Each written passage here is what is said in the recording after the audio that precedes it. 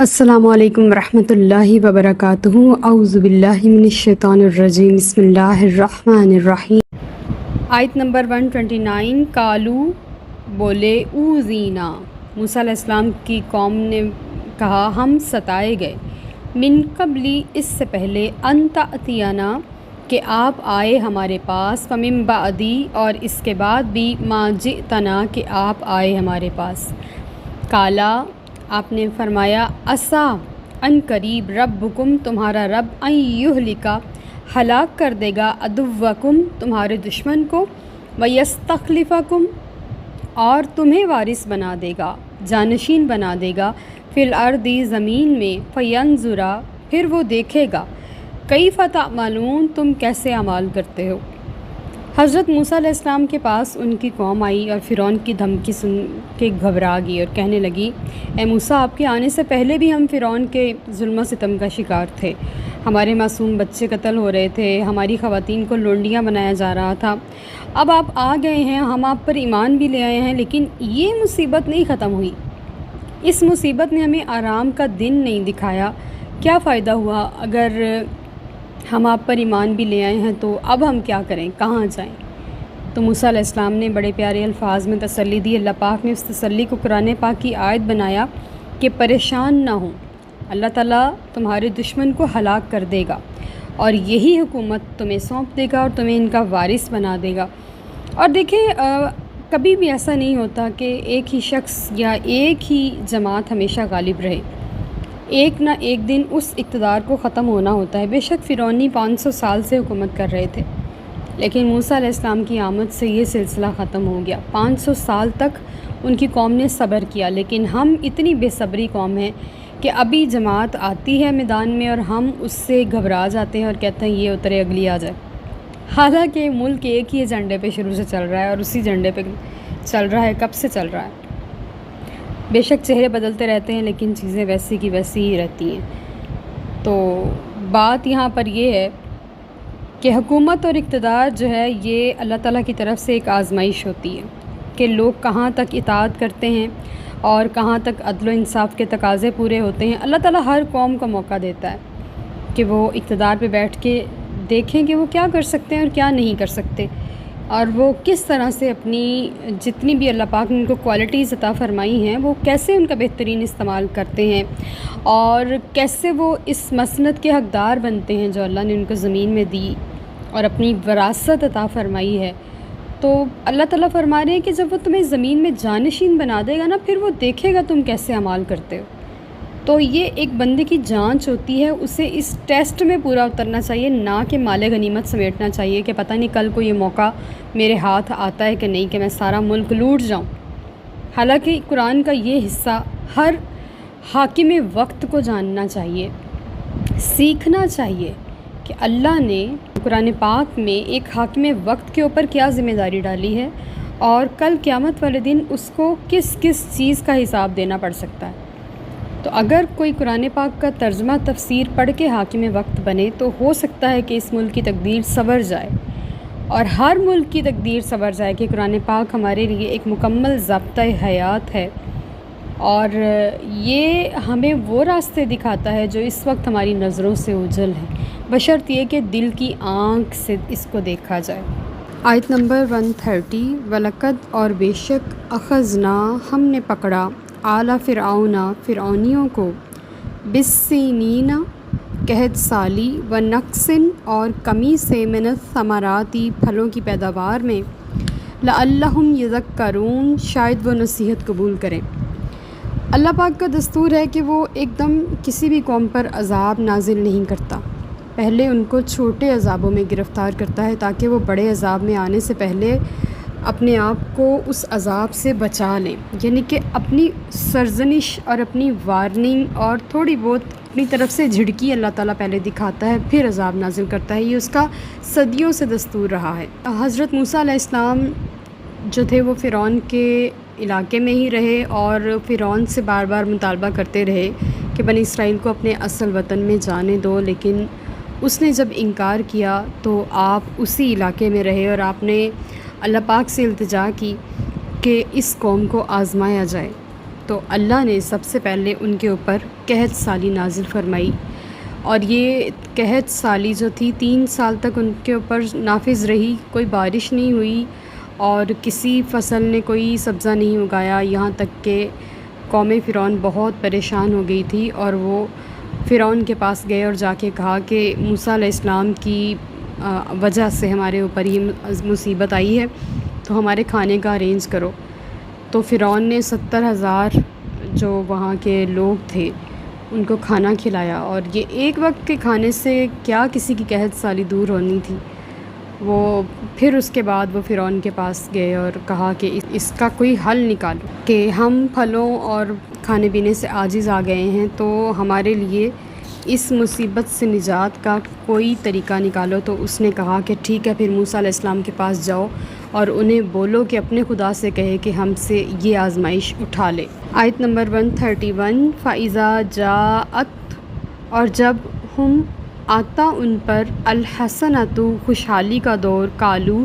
تو کہتے لنا ہذہ، ہم اس کے مستحق ہیں، وَإِن تُصِبْهُمْ، اور اگر پہنچتی انہیں سیئاتٌ، کوئی برائی، یطیروا، تو بدفعلی پکڑتے بموسیٰ، موسیٰ علیہ السلام سے، ومن معہ، اور آپ کے ساتھیوں سے، الا سن لو، انما، بے شک، طائرہم، ان کی بدفعلی، عند اللہ، اللہ کے پاس ہے، ولیکن، اور لیکن، اکثرہم، ان میں سے اکثر، لا یعلمون، اس حقیقت کو نہیں جانتے۔ پھر حضرت موسیٰ علیہ السلام کی دعا سے اللہ پاک نے بارش نازل فرمائی اور ان پر ہریالی کا دور دورہ ہو گیا، ہر طرف سرسبز کھیت اور سبزہ اور پانی اور ہر چیز انہیں آسانی سے میسر آنے لگ گئی۔ تو حضرت موسیٰ علیہ السلام نے فرمایا کہ دیکھ لو، اب میں نے دعا کی ہے تو اللہ پاک نے تم سب پر یہ رحمتیں نازل کی ہیں، اب تم ایمان لے آؤ۔ تو ان کو چاہیے تو یہ تھا نا کہ فوراً حضرت موسیٰ علیہ السلام پر ایمان لے آتے، لیکن ان کی ہٹ دھرمی دیکھیں، ان کی ضد دیکھیں، انہوں نے کہا کہ یہ تو ہمارے فلاں بت کی وجہ سے ہوا ہے، اور یہ تو ہر سال ہمارے ساتھ ہوتا ہے، یہ کوئی نئی بات نہیں ہے، یہ تمہارے خدا کی وجہ سے نہیں ہوا، لہٰذا ہم ایمان نہیں لائیں گے۔ جب ان کے ساتھ کچھ اچھا ہوتا تو کہتے کہ ہم اس کے مستحق ہیں، اور جب ان کے ساتھ کچھ برا ہوتا تو کہتے یہ موسیٰ علیہ السلام کی وجہ سے ہے۔ یہ طیر اور طیر کیا ہے کہ بدفعلی ہے، عربی زبان میں اس کو بدشگونی بھی کہتے ہیں، قطیر بھی کہتے ہیں، تطیر بھی کہتے ہیں۔ اہل عرب کیا کرتے تھے کہ وہ پرندوں کی آواز سے بدفعلی پکڑتے تھے۔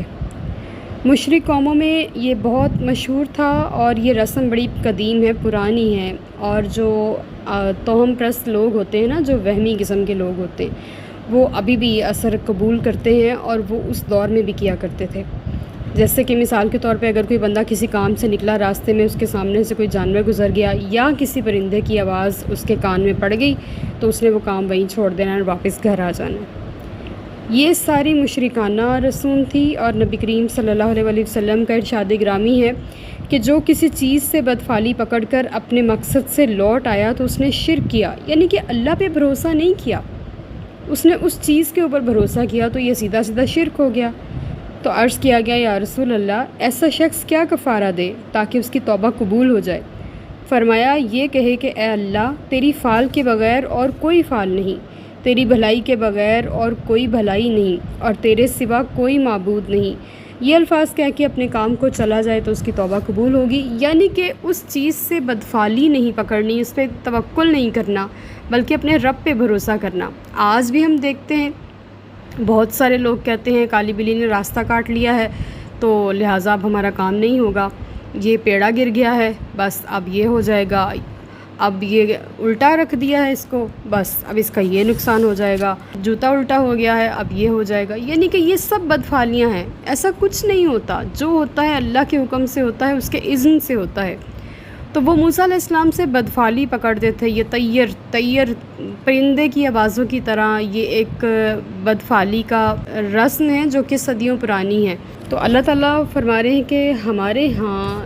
دین اسلام میں اس کی کوئی گنجائش نہیں ہے، سب کچھ اللہ کی طرف سے ہوتا ہے۔ اگر کسی کے ساتھ اچھا ہونا ہوتا ہے تو وہ کسی بندے کے وسیلے سے بھی چاہے کروا دینا، اصل میں وہ اللہ ہی کر رہا ہوتا ہے۔ لیکن اگر کسی کے ساتھ برا ہونا ہوتا ہے، چاہے کسی بندے کے ہاتھوں ہی وہ برا ہو اس کے ساتھ، ظاہر ہے اللہ تعالیٰ تو نہیں آسمان سے زمین پر آ کر اپنے کام کرتا، وہ اپنے بندوں سے اپنے کام لیتا ہے، وہ تو بادشاہ ہے،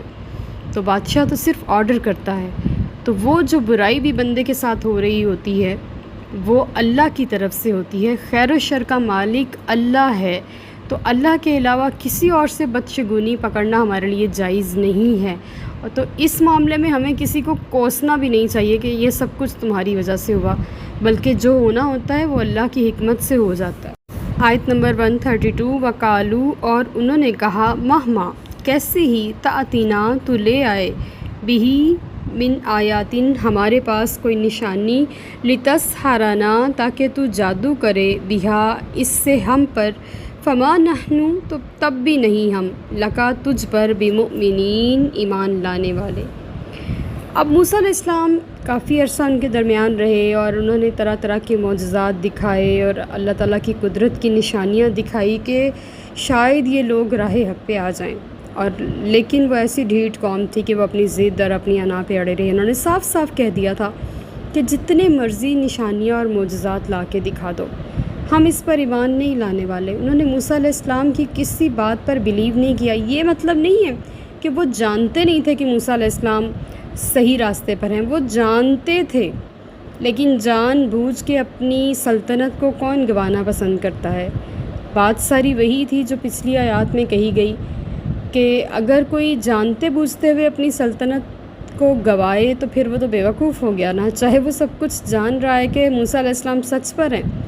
اور ہم غلط راستے پر ہیں، لیکن پھر بھی اپنی سلطنت کو وہ نہیں گنوانا چاہ رہے، اس لیے وہ موسیٰ علیہ السلام کی مخالفت کرتے ہیں اور ان کے سارے معجزات کو جادو قرار دے کر ان سے پیچھے ہٹ رہے ہیں۔ آیت نمبر 133 فَأَرْسَلْنَا، پس ہم نے بھیجے، علیہم الطوفان، ان پر طوفان، والجرادہ اور ٹڈی، والقملہ اور جوئیں، والضفادع اور مینڈک، والدما اور خون، آیات مفصلات، واضح نشانیاں تھیں،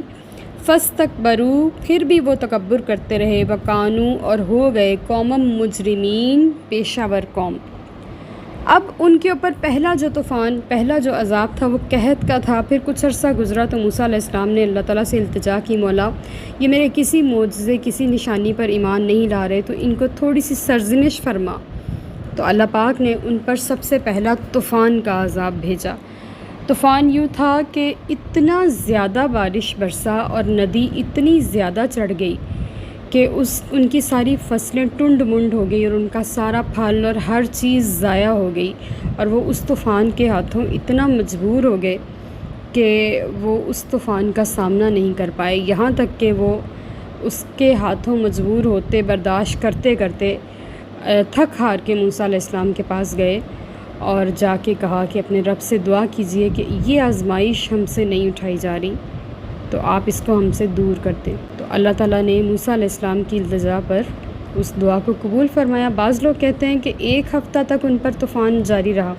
اور بعض کہتے ہیں کہ 1 مہینہ تک، اور بعض کہتے ہیں کہ ایک عذاب سے دوسرے عذاب تک کا جو وقفہ ہوتا تھا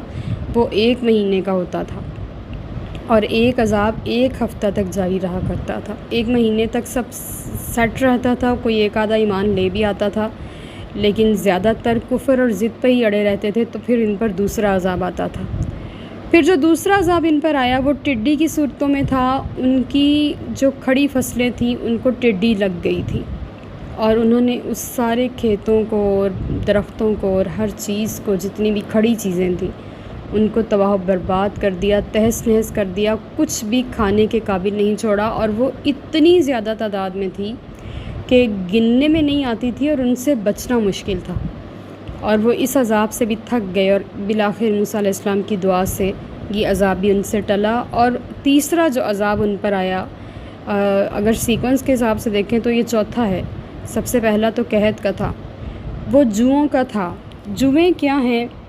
یہ بہت ساری مختلف لغت میں ان کی جو باتیں ہیں کہ کمل کا کئی معنی ہیں۔ ایک وہ گھن ہے، حضرت ابن عباس رضی اللہ تعالیٰ عنہ نے فرمایا کہ کمل وہ گھن ہے جو گندم کو لگ جاتا ہے۔ ابن زید کہتے ہیں کہ اس سے مراد پسو ہیں، اس کا ایک معنی جوئیں ہیں، اور جو پسو اور جوئیں ہیں انہوں نے جسمانی اذیت بہت زیادہ دی تھی، اور جو گھن اور سسری تھی وہ غلے کے انباروں میں چلی گئی تھی اور اس نے سب کچھ کھا پی کے خاک بنا دیا تھا۔ پھر ان پر جو اگلا عذاب آیا موسیٰ علیہ السلام کی دعا سے ٹلنے کے بعد وہ مینڈک کا تھا۔ اللہ کی طرف سے اتنے زیادہ مینڈک نمودار ہو گئے تھے کہ گھر، کوچے، بازار، در و دیوار، کھانے کے برتن، پینے کے برتن، ہر جگہ، گھڑوں کے اندر ہر جگہ پہ مینڈک تھے اور اتنے زیادہ تھے کہ ان سے بچنا مشکل تھا۔ تو حضرت موسیٰ علیہ السلام کی دعا سے ایک دم سے وہ سب مر گئے تھے، بالکل ختم ہو گئے تھے، نظر ہی نہیں آ رہے تھے۔ اور جو آخری عذاب ان پر آیا وہ خون کا تھا۔ اس علاقے میں جو ایک ندی بہتی تھی وہ ندی خون کی بن گئی تھی، اور جس کنویں میں، جس برتن میں وہ لوگ پانی پیتے تھے، وہ پانی جو جس دن بنی اسرائیل پیتے تھے تو وہ صاف شفاف پانی ہو جاتا تھا، لیکن جب بھی وہ فرعونی پینا شروع کرتے تھے تو وہ خون بن جاتا تھا، اور پیاس سے ان کی یہ حالت ہو جاتی تھی کہ وہ کبھی کسی بنی اسرائیل کے بندے کو کہتے کہ اپنے ہاتھ سے مجھے پانی پلا دو، تو وہ جب اپنے ہاتھ سے پلاتے تھے ان کے منہ میں جانے تک وہ بھی خون بن جاتا تھا۔ یعنی کہ اس قدر عذاب الہی میں وہ گرفتار کیے گئے، لیکن ختم اللہ علی قلوبہم، ان کے دلوں پر مہر لگ چکی تھی۔ جب مہر لگ جاتی ہے پھر ایمان داخل نہیں ہوتا، وہاں تالے پڑ چکے تھے، آنکھیں سب دیکھ رہی تھیں لیکن اندھی تھیں، انہیں کچھ دکھائی نہیں پڑ رہا تھا، عذاب بھی سہ رہے تھے، مصیبتیں بھی اٹھا رہے تھے، لیکن کنیکشن نہیں تھا دل اور دماغ کا، وہ ٹوٹ چکا تھا، جس وجہ سے وہ عذاب میں تو گرفتار ہو رہے تھے لیکن ایمان قبول نہیں کر رہے تھے۔ وما علینا الا البلاغ المبین۔ Like, subscribe and share.